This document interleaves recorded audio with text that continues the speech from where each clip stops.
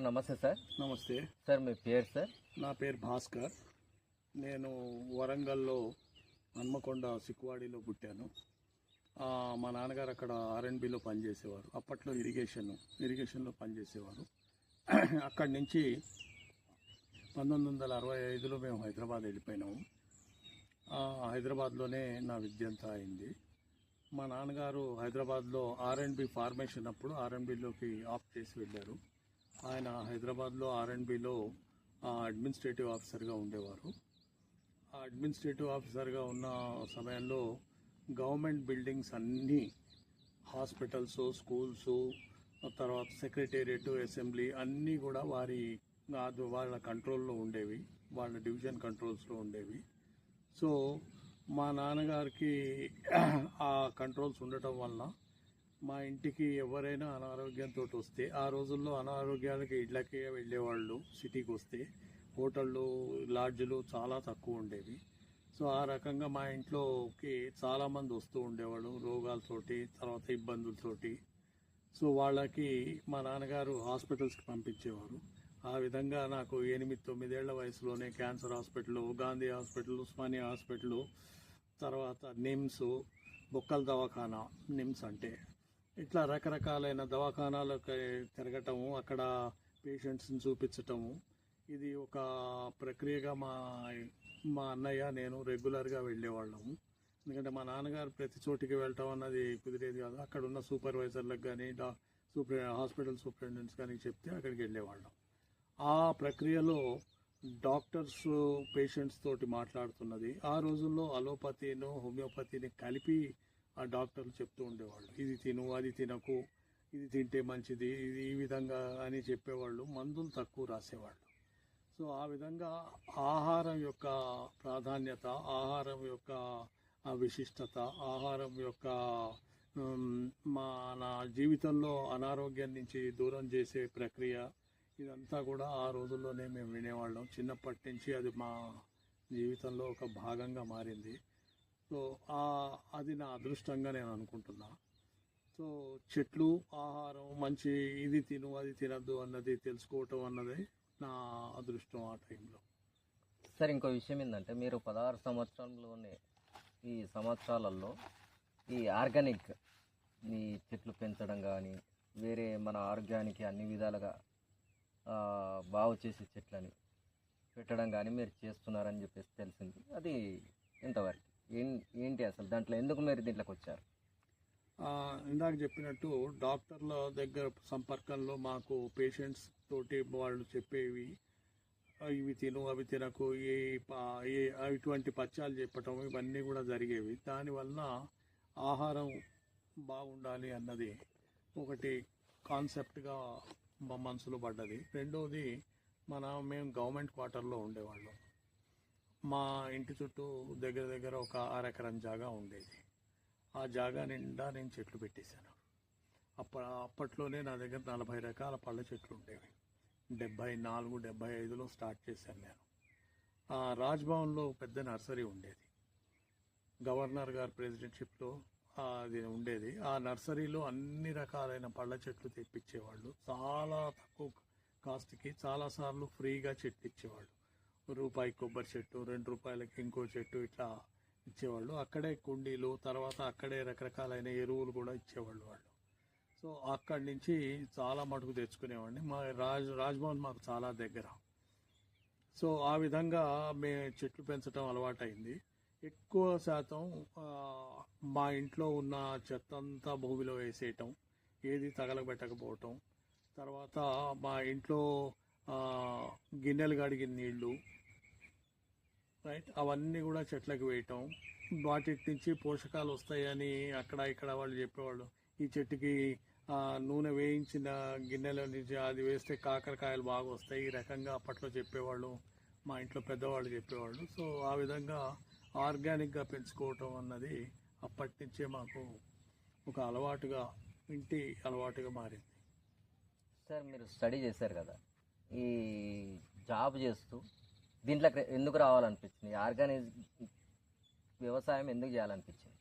ఈ చదువు కంటే చాలా ముందే నేను తోట మొదలుపెట్టాను. నా 16 ఏళ్ల వయసులో సో చదువు తర్వాత కొనసాగించుకుంటూ వచ్చిందే కానీ చదువు కంటే ముందే నాతో పాటు చెట్లు పెరిగినాయి. ఇంకొకటి ఏంటంటే మేము తోట పెట్టడానికి గవర్నమెంట్ క్వార్టరు మాకు జాగా, అది మా అదృష్టం. ఆ తోట అన్నది పెట్టలేకపోయింటే ఇవన్నీ కూడా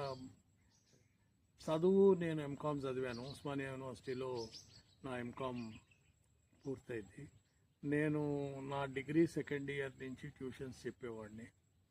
మా నాన్నగారు అంత పెద్ద ఆఫీసర్ అయినా ఆయన ఎప్పుడు కూడా మమ్మల్ని పని చేసుకుని బతకటానికి ఎంకరేజ్ చేసేవాళ్ళు. నేను నా 10వ క్లాస్ కాగానే నా మొదటి ఉద్యోగం చేశాను. దాని తర్వాత ప్రతిసారి హాలిడేస్లో ఏదో ఒక పని చేసుకోవటం, కొంత ఆదాయం తెచ్చుకోవటం, ఆ ఖర్చులకు వాడుకోవటం. మా నాన్నగారు ఫీజు మాత్రమే కట్టేవాడు. కాబట్టి ఆ విధంగా మాకు అదొక అలవాటుగా మారి చదువు మీద మేము చేసింది ట్యూషన్స్ చెప్పటం వల్ల నాకు చాలా ఎక్కువ లాభం కలిగింది. 79లో నా క్లాస్మేట్కి నేను ఫస్ట్ టైం ట్యూషన్ చెప్పాను. అక్కడి నుంచి నేను 79 నుంచి ఇప్పటి వరకు కొన్ని వందల మంది పిల్లలకి, ఇవాళ బంజారాహిల్స్, జూబ్లీ హిల్స్ ఏరియాలో గట్టిగా అరిస్తే ప్రతి ఇంట్లోనూ నాకు వచ్చి స్టూడెంట్ ఉంటాడు. అప్పట్లో ఇంకా ఇప్పుడు వాళ్ళందరూ 60, మొన్న ఒక పిల్లోడికి షష్టి పూర్తి కూడా అయింది. సో నేను డిగ్రీ క్లాసెస్కి చెప్పేవాడిని కాబట్టి ఆల్మోస్ట్ నా సమకాలీనులు ఉండేవాళ్ళు కాబట్టి వాళ్ళకి 60 ఏళ్ళు 65 ఏళ్ళు వచ్చేసినాయి. సో ఆ విధంగా చదువు అన్నది, సో నేను ఇక్కడ ఏపీపీఎస్సిలో నాకు లెక్చరర్ ఉద్యోగం వచ్చింది.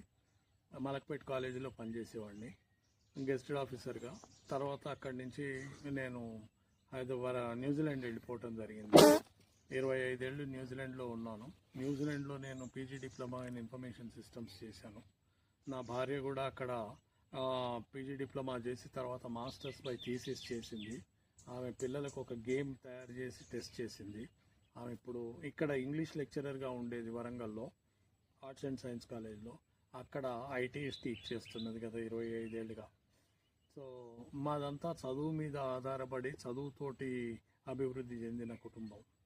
మా ఇంట్లో మొదటి పిహెచ్డి మా తాతగారు, కాబట్టి అంతకంటే పెద్ద చదువు లేదు. సార్ ఇంకో విషయం ఏంటంటే, ఇప్పుడు మీరు అక్కడి నుంచి ఈ జనగామకు ఎందుకు వచ్చారు?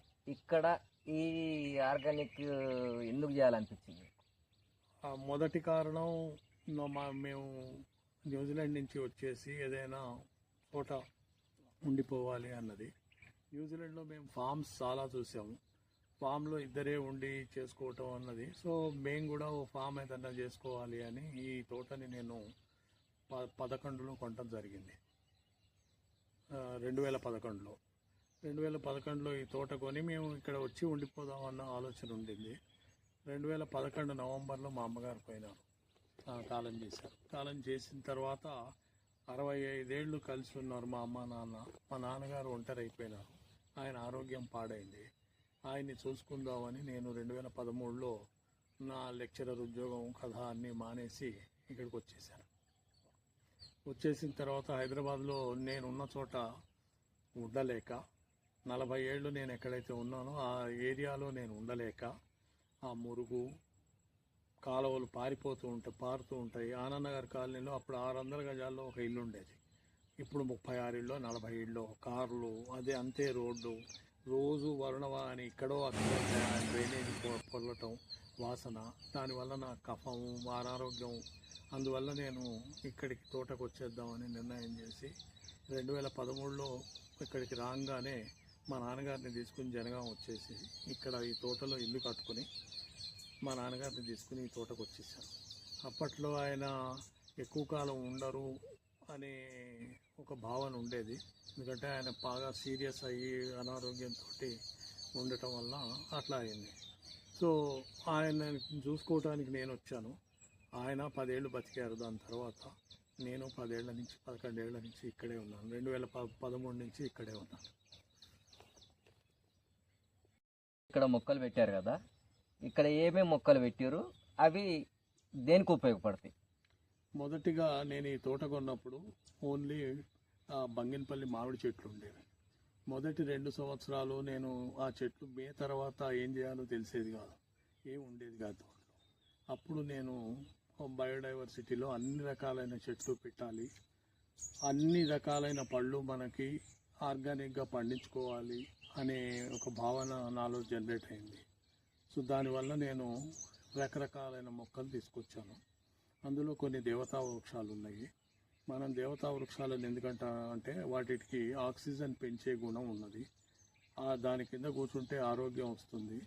అక్కడ కూర్చుని మనం ధ్యానం చేసినా, ఆలోచన చేసినా, చదువుకున్నా, ఏది చేసినా కూడా గొప్పగా ఉంటుంది. దాంట్లో భాగంగా మేము కదబ్బము, మారేడులో కూడా ఏకబిల్వము, తర్వాత మహాబిల్వము, తర్వాత రుద్రాక్ష, ఏకముఖి రుద్రాక్ష, ఇట్లాంటి చెట్లన్నీ తీసుకొచ్చి ముందు వైపు ఒక చిన్న ధ్యాన మందిరం లాగా కట్టుకుని అక్కడ పెట్టాను. ఇక్కడ చాలామంది వచ్చి మారేడాకులు, తర్వాత బిర్యానీ పత్తా ఆకులు ఇవన్నీ తీసుకుని షుగర్కి మందు తయారు చేసుకుని వెళ్తూ ఉంటారు. సో ఆ ఆకులు ఆ విధంగా పనికొస్తాయి. అది కాకుండా ఒక 150 రకాల పళ్ళ చెట్లు పెట్టాను. ప్రతి మొక్క ఆరోగ్యానికి పనికొచ్చే మొక్కే. మనకి తెలియకపోవటం వలన అది పనికిరాదని మనం అనుకుంటాం. అది గడ్డి కావచ్చు, రైట్. వర్షం పడ్డప్పుడు మనకు వచ్చే పునర్నవ తెల్లగల్జేరు, అది చాలా గొప్ప ఇది, కానీ అది దాన్ని మనం వాడటం లేదు, అక్కడ పడి ఉంటాయి. సో నా దగ్గర 7-8 రకాల తులసి ఉన్నాయి. కర్పూరం తులసి, తర్వాత లవంగం తులసి, ఈ రకంగా ఇవన్నీ కూడా ఆరోగ్యానికి పనికొచ్చేవి. అయితే ముఖ్యంగా క్యాన్సర్ కోసం అని లక్ష్మణ ఫలం ఉన్నది. వేరు నుంచి మొదలుపెట్టి ఆకులు, తర్వాత పళ్ళు, ఈ 3 కూడా క్యాన్సర్కి బాగా పనిచేస్తాయని చెప్తారు. కషాయాలు చేసుకుని తాగటానికి దానికి. నా దగ్గర నల్లేరు ఉన్నది. నల్లేరులో కూడా 2 పలకల నల్లేరు ఉన్నది, 4 పలకల నల్లేరు ఉన్నది. ఈ నల్లేరు పొడి కానీ నల్లేరు కానీ చాలా ఎక్కువ మన బోన్ డెన్సిటీ, ఎముకల సాంద్రతని పెంచడానికి పనికొస్తుంది. సో ఈ నల్లేరు పొడి చేసుకుని రకరకాలుగా వాడేవాళ్ళు. ఇంతకుముందు ఈ ఆర్థోపెడిక్ డాక్టర్లు లేని కాలంలో బోన్ సెట్టర్స్ నల్లేరుని పేస్ట్ చేసి ఆ పేస్ట్ని కట్టి ఎక్కడైతే ఎముక విరిగిందో అక్కడ కట్టేవాళ్ళు. నల్లేరు అంత గొప్ప చెట్టు, అది ఎక్కడ పడితే అక్కడ పెరుగుతుంది. సో ఆ విధంగా మనకి రకరకాలైన పళ్ళ చెట్లు ప్రతిదీ ఆరోగ్యానికి మంచిదే. ఏది దేనికి అన్నది చెప్పటం అన్నది చాలా కష్టం. కానీ ఇక్కడ 150 రకాల పళ్ళ చెట్లతో పాటు నా దగ్గర 4 రకాల పసుపు ఉన్నాయి. నల్ల పసుపు, కర్కిమిన్ కోసం అని పసుపు, మనం రా పసుపు వాడుకోవచ్చు చిన్న చిన్న ముక్కలతోటి. నల్లది ఉన్నది, కస్తూరి పసుపు ఉన్నది, మామూలు పసుపు ఉన్నది. అట్లాగే 2 రకాల అల్లం ఉన్నాయి, 4 రకాల టీ ఆకులు ఉన్నాయి. ఇంకా 10 రకాల టీ ఆకుల గింజలు నా దగ్గర ఉన్నాయి. ఈసారి మొదలు పెట్టాలి. అట్లాగే మన ఫిజోవా, తర్వాత కివి గోల్డ్, ఇటువంటి మొక్కలు కూడా ఇక్కడ నేను పెంచుతున్నాను. మెకడమియా అన్నది ఒక నట్, అది ఇంటర్నేషనల్గా $80 కిలో ఉంటుంది. అది కనుక మన దగ్గర పండితే గొప్ప. అది చాలా ఆరోగ్యానికి మంచి కొలెస్ట్రాల్ ఇచ్చే పండుగ చెప్తారు. సో ప్రతి మొక్క దాని గురించి మనం స్టడీ చేస్తే ఈ జీవితం సరిపోదు. అయితే నేను ప్రకృతిలో బతకటం వల్ల నేను తెలుసుకున్నది ఏంటంటే, మన డాక్టర్లు చెప్పే బ్లడ్ కౌంట్, బ్లడ్లలో ఇది తక్కువ ఉంది, అది తక్కువ ఉంది అని చెప్తుంటారు కదా. నేను గమనించింది ఏంటంటే, కోతులు మన దగ్గరికి వచ్చి ఇక్కడ పప్పాయ ఆకులు తింటాయి. సో మనిషికి గ్రహణ శక్తి ఉన్నది, మనిషి కూడా జంతువే. ఆ గ్రహణ శక్తిని మనం వేరే వాసనలు చూడటం వల్ల పోగొట్టుకున్నాము. కాబట్టి మనకి అనారోగ్యం వస్తే ఏం తినాలో తెలియదు. ప్రతి జంతువుకి తెలుసు, ఒక పిల్లి దానికి ఆరోగ్యం సరిగా లేకపోతే గడ్డి తిని పోయి కక్కేస్తుంది, రైట్. ఒక కోతి బ్లడ్ లాస్ ఉన్న కోతులన్నీ కూడా వచ్చి ఇక్కడ మరి అవి జామాకులు తినవు, ఇంకో ఆకులు తినవు. పప్పాయ చెట్టుకున్న పండిన పప్పాయ తప్పితే పచ్చి పప్పాయలు ముట్టుకోవు. జామ పళ్ళు మాత్రమే తింటాయి, జామ కాయలు తినవు. సో అన్ని జీవాలకి వాటికి ఏం కావాలో తెలుసు, మనిషికి మాత్రం ఏం కావాలో తెలియక అన్నీ కలిపేసుకుని దానికి మనలో ఉన్న గ్రహణ శక్తిని పోగొట్టుకున్నాం అన్నది అదే. సో ప్రతి ఆకుని మనం కనుక దాని గురించి తెలుసుకోవటం మొదలు పెడితే వస్తు గుణదీపిక అని ఒక పుస్తకం ఉన్నది. అందులో దగ్గర దగ్గర 20,000 వస్తువుల గురించి మనకు తెలుస్తాయి. ఇది రాబోయే తరం పిల్లలు నేర్చుకోవాల్సిన అవసరం చాలా ఉంది. నా దగ్గరికి చాలామంది పిల్లలు వస్తుంటారు, స్కూల్స్ వాళ్ళని చూపిస్తుంటారు. సో ఆ విధంగా ప్రకృతిలో ఉన్న ప్రతి వస్తువుని మనం సమానంగా వాడుకుంటూ ఆరోగ్యంగా ఉండొచ్చు అని భావన. ఈ సేంద్రియ ఎరువులు, ఆర్గానిక్ అంటే సేంద్రియ ఎరువులు కదా, ఆ సేంద్రియ ఎరువులు ఇక్కడ మీరు ఎట్లా తయారు చేస్తున్నారు? అది ఏ విధంగా తయారు చేస్తున్నారు? ఏమేమి తీసుకొని తయారు చేస్తున్నారు? అవి ఇట్లా ఏమేమి ఉపయోగిస్తున్నారు? సేంద్రియ ఎరువుల్లో ముఖ్యంగా మేము తయారు చేసేది వేస్ట్ డీకంపోజర్ నుంచి 6 వేరియేషన్స్. ఈ భూమిలో లేనిది మన పంటలోకి రాదు. భూమిలో అన్ని ధాతువులు ఉండాలి. భూమిలో అన్ని ధాతువులు ఉంటే ఏ ధాతువు కావాలో ఆ చెట్టు ఆ ధాతువులను తీసుకుని మనకి అందిస్తుంది. సో వేస్ట్ డీకంపోజర్ అన్నది ఆవులు లేని వాళ్ళ కోసమని ఆవు నుంచి తయారు చేయించింది సెంట్రల్ గవర్నమెంట్. ఈ వేస్ట్ డీకంపోజర్ని మనం ఒక 15 రోజులు వాడుకుంటే, తయారు చేస్తే ఒక డ్రమ్ము తయారవుతుంది మదర్ కల్చరు. దాని నుంచి 5 వేరియేషన్స్ వాళ్ళు చెప్పారు. మన చుట్టూ ఉన్న రాళ్ళన్నీ వేసేస్తే వేస్ట్ డీకంపోజర్లో అది ఆ రాళ్ళని అన్నిటినీ కరిగించేసేసి దాంట్లో నుంచి శక్తి తీసుకుంటుంది. అది ఒక వేరియేషను. రెండోది, మన చుట్టూ ఉన్న అలమంతా తీసుకెళ్ళి వేస్ట్ డీకంపోజర్లో వేసి 2 కిలోల బెల్లం వేసి తిప్పేస్తే ఈ అలం నుంచి శక్తి అంతా తీసుకుంటుంది. మూడోది, 4 రకాల పప్పు ధాన్యాలు, 4 రకాల కాయధాన్యాలు, 4 రకాల నూనె గింజలు ఒక్కొక్క కిలో తీసుకుని పిండి చేసేసేసి వేస్ట్ డీకంపోజర్లో వేసి 2 కిలోల బెల్లం వేసేస్తే అది మళ్ళీ ఆ కల్చర్ తయారయ్యి మైక్రో ఆర్గానిజమ్స్ బాగా పెరుగుతాయి. అది 3వ వేరియేషను. రైట్. ఇట్లా 4వది, అన్ని రకాలైన మెటల్స్, అన్ని కాపర్ కానీ, మరి ఉంటే గోల్డ్ కూడా వేస్తారేమో నాకు తెలియదు, కానీ అన్ని రకాలైన మెటల్స్, ఐరన్, కాపరు, మెగ్నీషియము, పొటాషియం, అన్ని రకాలైన ఇవి ఒక పావు కిలో చొప్పున వేసేసి వేస్ట్ డీకంపోజర్లో వేసి దాన్ని పెట్టుకుంటే ఇవన్నీ మదర్ కల్చర్స్. ఈ 5 మనం తయారు చేసి పక్కన పెట్టుకుని ఈ 5టిని ఇంకొక డ్రమ్లో ఒక్కొక్క బకెట్ వేసేసి కలిపేసేసి ప్రతి చెట్టుకి పోస్తే ఈ ధాతువుల లోపం అంటూ మన చెట్లకి ఉండదు. రైట్. దాంతోపాటు మనం కనుక మనకి ఎక్కడైనా గోమూత్రం అది కనుక దొరికేట్టయితే, గోపంచకం గోమూత్రం అవి దొరికేట్టయితే మనం తీసుకొచ్చి పేడను ఇది దాంతో కూడా మనం ఇక్కడ చేసుకుని పోసుకోవచ్చు. నా దగ్గర జీవాలను పెట్టుకునే శక్తి లేదు కాబట్టి నేను ఇవే ఎక్కువ వాడతాను. దీంతోపాటు ఇక్కడ ఇన్ని రకాలైన చెట్ల ఆకులన్నీ ఇక్కడే మట్టిలో కలిసిపోవటం వలన ఈ మన ఆకుల్లోకి వచ్చిన శక్తి అంతా కూడా మళ్ళీ భూమిలో కలిసిపోయి అదే ఎరువుగా మారి మళ్ళీ మన చెట్లకి శక్తినిస్తుంది. సో అది మనం అందరం చేయాల్సింది, నేను చేస్తున్నది. అయితే ఆఖరి ప్రశ్న మీకు, ఇప్పుడు ఇది ఈ తోట ఉంది కదా, ఇది చేస్తున్నారు కదా ఇక్కడ, మీరు ఒక్కరే చేస్తున్నారా? ఇంకెవరన్నా వేరే వాళ్ళని పనిగా పెట్టుకొని చేయించుకుంటున్నారా? ఎట్లా ఏంటి? ప్రధానంగా నేనే చేస్తాను. నాకు ఒక పని ఆయన ఉన్నాడు. ఆయన రోజు వచ్చి నీళ్లు పెట్టడం, చెట్ల చుట్టూ చేయటం చేస్తాడు. నేను కూడా ఆయనతో పాటు పనిచేస్తాను. మేమిద్దరం కలిసి చెట్లు చూసుకోవటం కానీ, పొద్దున 6 గంటలకు మొదలు పెడితే రాత్రి అయ్యే వరకు, సూర్యాస్తం అయ్యే వరకు చెట్లతోటి మాట్లాడుకోవటము, చెట్లకి ఏమి ఉన్నాయి ఏమి లేవు చూసుకోవటము, ఇవన్నీ చేస్తాము. నా దగ్గర పనిచేసే అతనికి బర్రెలు ఉన్నాయి కాబట్టి అతను నాకు పెండ అది సప్లై చేస్తాడు, తీసుకొచ్చి ఇస్తాడు. సో అవన్నీ కూడా ఈ చెట్లకి వేయటానికి దానికి ఆయన సహకారం చాలా ఉంది. ఆయన లేకపోతే చెయ్యాలి, అన్నీ నేను చేయలేను. నేను 4 గంటలు చేస్తే 4 గంటలు రెస్ట్ కావాలి. కాబట్టి ఆయన డే అంతా పనిచేస్తాడు. కాబట్టి ఆయన ఒక ముఖ్యమైన